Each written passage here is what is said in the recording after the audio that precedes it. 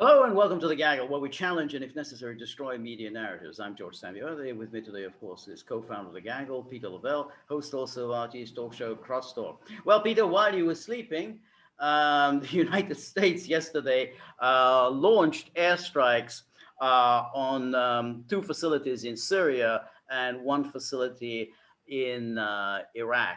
The reason for it, according to the Pentagon statement, was issued last night, is that these facilities were being used by Iran-backed militia groups that were conducting unmanned aerial vehicle attacks against UN personnel and facilities in Iraq. In other words, they were mounting drone attacks on US forces, and therefore the attacks on these facilities were warranted. These Iran-backed militia groups, that little phrase, it's a short statement, but that phrase, Iran-backed militia groups, is repeated over and over and over again.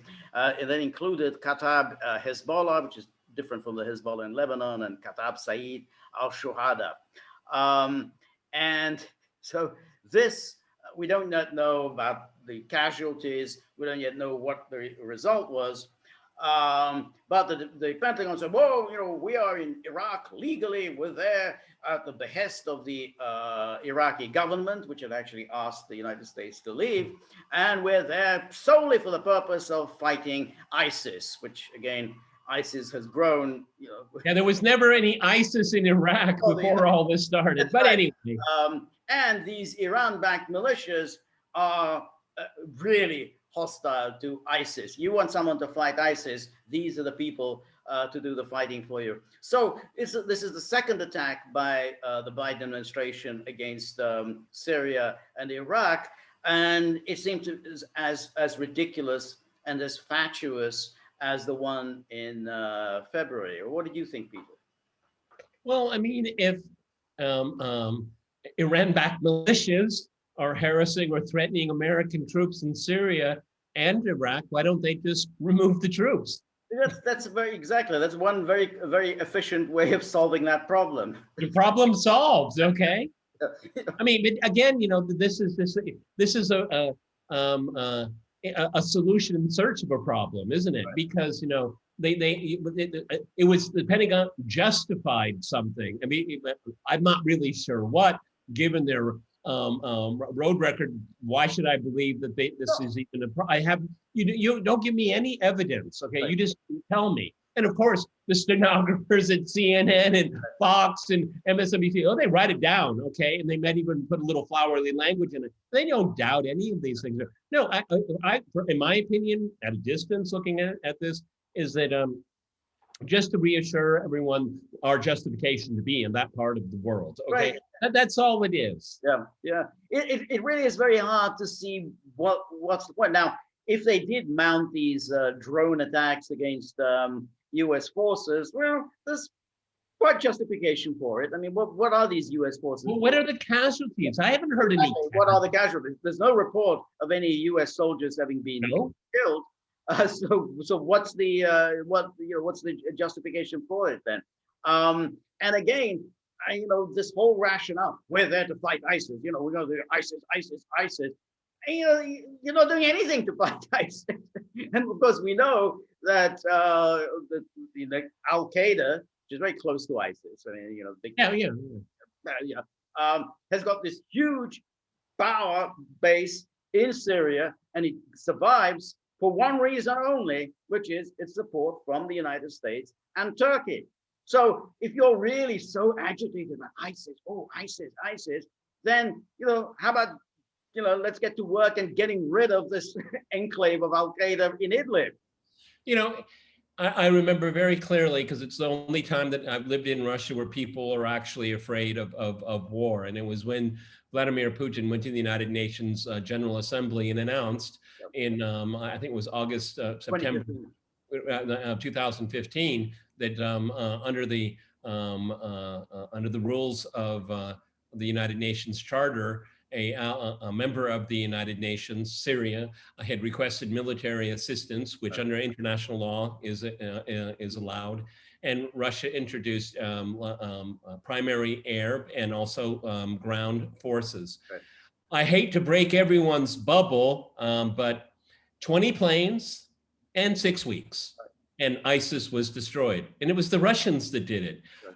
What was the U.S. and its coalition of the willing doing with Syria? They were destroying its infrastructure. They actually were attempting to create a literal failed state. Right. Electrical grid, waterworks, okay, agriculture, food processing. Right. The Russians went in 6 weeks, 20 planes, round the clock, and beat the shit out of them. And they said, well, we've done basically what we need to do, and we're withdrawing, okay? Because that's the difference. We have these political generals, and they're looking for, I call it roulette. They keep rolling the wheel until they get the right circumstances where they can put the right person in and all that. The Russian generals, they say, sir, to the president, what do you need us to do? We're going to go there, we're going to kill a lot of people, and then we're going to leave. That's all we do. The rest of it's up to you. And that's exactly what they did. Mission accomplished, and they left. Okay. Trump wants to take credit for it. I have no problem because they're gone. Right. Well, I mean, but of course, there's still the end result is that where you still got this base in Idlib, a very serious base, and you still got ISIS there who survived by dint of the United States presence, because basically Russia doesn't want to get into any kind of a shooting confrontation with the United States, but they know that ISIS is with Turkey by U.S. forces. They don't want to get into a fighting match with Turkey as well, right, exactly. Okay? Because their biggest benefactor, the folks in Idlib, is Turkey. Okay. Right. Yeah. And so there are limits and constraints here. Right. No, okay? That's right. And so, but here we do know that ISIS, to the extent that there's ISIS in Syria, it's because under the auspices of the United States, and then therefore it's no-go area. You don't go after them, because then you get the Americans shooting at you. So and remember that footage. It was, I think, around that time in 2014, 2015. Remember when all these ISIS cars were lined up for petrol from Turkey, and that was at the time when Obama was claiming that we're fighting ISIS in Syria, and then the Russians released this photograph and said, "Hey, what are you doing here? I mean, here are all these trucks. They're lining up politely, waiting for petrol in their tanks. You could have bombed them, one afternoon and destroyed all these trucks." So it was always utter nonsense that the United States was ever fighting ISIS. We know that they wanted to see ISIS thrive in Syria because they wanted to use them to get rid of Assad. They did that in Iraq as well. I mean, they wanted to get rid of that. His name escapes me. The previous Malak. I don't know. What is something like his leader that Obama hated? They wanted to get rid of him. They wanted to use ISIS to get rid of him. So this is such a fraud. Well, we're there to fight ISIS, and that's the only reason we're there. Yeah, well, the only reason why we're there because we were the Air Force for Al Qaeda and ISIS. Yeah. Do they have any planes, George? No, but they call in mercenaries. Okay. Yeah.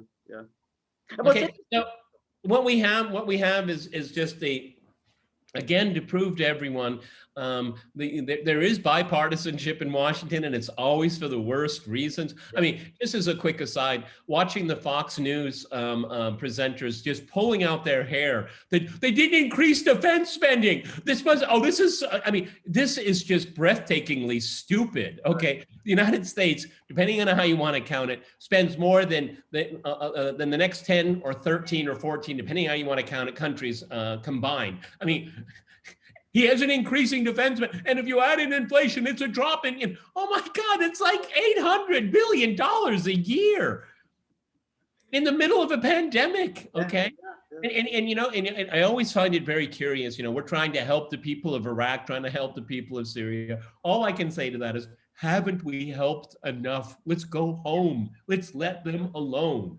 But of course, that isn't going to happen because we see this that. Well, it's an indefinite presence. I mean, we see this in Afghanistan. I mean, obviously this is going to be an indefinite presence whereby essentially United States uses mercenaries to continue in in Afghanistan. And again, they say, well, again, we're fighting ISIS, ISIS, ISIS, Al Qaeda, Al Qaeda, Al Qaeda. So why is ISIS and Al Qaeda a problem in Afghanistan, not a problem in Syria?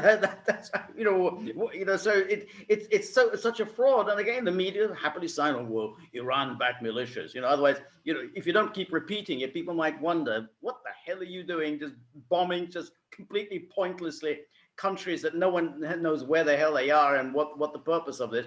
Iran-backed militias, Iran-backed militias. I mean, what? Okay, all right, let's take it at face value. Let's just say, Iran-backed militias in Iraq. Well, why would they be in Iraq? No. Oh, remember Saddam? He was the counterweight to Iran, okay? Right. And so you take out, illegally destroy Iraq, and who ends up being the winner? Iran, wow, you don't have to be a genius to figure that one out. Right. And so they have hegemonic influence in Iraq. Why? Because of the illegal invasion of Iraq by the US and its coalition of the willing that did not have a United Nations Security Council resolution. Okay, and so, I mean, the more they try, they interfere into this region, the more they are in the business of creating enemies because it's good business. It's their business model to create enemies to fight. And again, since Iran has been subject to 40 years of aggression and hostility from the United States, permanently against Israel, then it makes sense that Iran builds allies throughout the region. So there probably are Iran-backed militias throughout the that region, throughout those countries, throughout that Shiite crescent. Why? Because should there be a war involving Iran or Israel, Iran and the United States, they're going to make use of these allies. They are going to be a part of Iran's war. So yeah, of course, Iran-backed militias. Yeah, they are there because Iran needs defense in depth, and Iran has legitimate fearing a conflict. Look, before the illegal invasion of Iraq in 2003, the whole narrative of the Shia versus the Sunni conflict, it wasn't real. Okay, I mean, there's some echoes of it that could be there depending on certain situations, but with the U.S. throwing on the side very forcefully on the Sunni side, actually created this. It's kind of like the what was it? Petraeus's surge.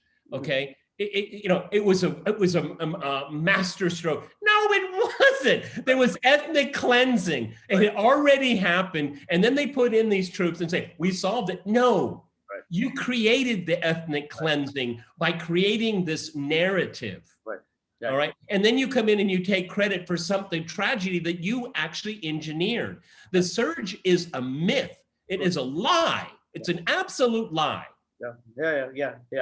And what they do is they create these narratives and then they act upon them and then say that they take the credit for resolving a narrative that they created in the first place. Yep. No, it's always like that. That somehow, well, we did this because, and we stopped. More recently with Ukraine, we stopped Russia in their tracks. Putin got afraid of the vigorous response from the Biden administration. That's why they didn't invade Ukraine. Well, there were no plans to invade Ukraine. That's the last thing Russia wants. So you just take credit. All right, well, we got tough and we showed Putin who's boss. The United States always does this, and then say, yeah, well, we did it. That's what we were playing for. I go back to the Monty Python scene, cutting off the, come back, you coward, and fight. And exactly what this is, okay? I mean, you gave just the quintessential example of a completely invented narrative, okay? And they back down. No, the U.S. backed down. Yeah, exactly. And the British frigate or whatever it was in the Black Sea, they went running with their tail between their legs. Okay, who was humiliated there? They humiliate themselves over them. It's I guess it's a lifestyle thing. I don't know. Okay, but they do it repeatedly over and over again. Yeah, and they can do it because the media are happy to spin this out. So that's right. So they're happy to tell, well, the British show, masterful their force in Crimea, and you say, no, you went in there in frivolously, recklessly. The Russians gave you clear warning, and you scarf it. And that was so you absolutely look like idiots. And your claim, the Russians didn't do anything. No. They were just practicing. They weren't actually shooting us. It's nonsense. The Russians did make clear that's a warning shot. Next time, we shoot to kill. And then you scarf it. So that's but they can get away with it because the media just simply buy into this nonsense. Yeah, because there's this mantra that, everyone will back down and bow down to our superior force. Why do you assume it's superior? Your ships can sink, your sailors can die. Right. Well, why do you feel impervious to all of this? Okay, particularly, what was it? It was in April. The Kremlin made it abundantly clear. Right. Don't do it. No, exactly. No innocent passage. Exactly. That made that innocent passage of a ship that is loaded with guns. All the safeties are off. Right. Innocent I just love that. I mean, yes, that is a nice Orwellian phrase. Innocent passage. Innocent passage. So you think, oh yeah, like a fishing trawler, blah blah blah blah. No, this is a warship with all guns loaded, and you're playing this innocent passage nonsense. I mean, but you read what the bloody charter says. That is not innocent passage, and particularly when the Russians had actually told you in April and said there are to be no innocent passage in our waters. So this is the nonsense they come up with. But the media just spin this out. Oh well, Johnson showed how tough he is. Well, I mean, but we don't recognize your sovereignty over Crimea. Well, that's neither here nor there, because Russia does, and it has the ability to back it up. Okay, it's simple, folks. Okay, right, yeah, right, exactly. You have an imaginary argument, but there's a real military hardware and installations and determination. So, yeah. I mean, you can play with your narratives and your myths and your chest beating, but when the metal hits the road, right, it's the onus is on you. No, yeah, exactly. And I mean, and can you imagine every power in the world starting to play this game? But we don't recognize. Well, presumably, I mean, the British don't recognize Israeli annexation of the Golan Heights. So the British going to visit the Golan Heights tomorrow and just simply, have a picnic on the heights. So Russia doesn't recognize the independence of Kosovo. So Russians are going to come in, have a look around these Orthodox monasteries. I mean, what kind of nonsense is that? Well, we don't recognize it, so therefore we can just simply march in. It goes back to Chen Psaki. I think it was, what's his name? Lee. What was the AP guy? Oh, Matt Lee. Yeah, and he said, we don't recognize North Korea as a nuclear power. Just, okay. Well, what does that mean? Okay, well, we don't recognize it. Okay, so you control reality. You control what is and what isn't. Okay, and this is, I mean, and now she's the spokesperson for the president, not just the Secretary of State. We don't recognize it. Well, other people see the world in a different way. Do you want to test? Do you really want to test if North Korea has nuclear weapons? Do you really want to test that? Right, yeah. How could that happen? We didn't recognize it. We don't recognize a mushroom cloud over Japan. We just don't recognize it. Yeah. You're dealing with children. Yeah, no, I quite agree. It's, I mean, we've talked about this before. I mean, Johnson always was a buffoon. And he got that job, entirely by fluke. He was never remotely qualified for that position. And it's just a joke that somebody like that is prime minister, somebody so massively intellectually and morally unsuitable for that job. So that's what you're going to get.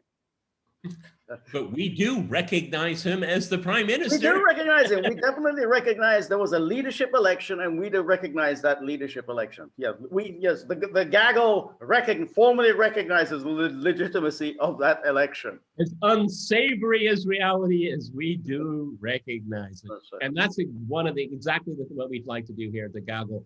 Mm-hmm. Everyone, we're on Locals. Please type in thegaggle.locals.com. Our community is growing. We're starting our series of doing one-on-one Zoom talks with gagglers. It's a lot of fun. It's really enjoyable. Keep in mind the hour differences, though. It's a little, a little bit of negotiation there. Also, we have a tip jar, which means we would appreciate anything you can do to help us. I mean, Absolutely, even the smallest amount. It's absolutely. It helps us enormously. So please, contribute whatever you can. We're also on Rumble. Look us up on Rumble. And remember, if you like the gang, Buddy's making his appearance. Buddy's up. Buddy's up. Buddy, hey, Buddy of Buddy's tip jar fame. Yeah, he needs his tips. He heard tip jar. He heard tip jar, and yeah. I don't. Yeah, he spends too much time sleeping to justify the tips. To be honest, but hey, that's me.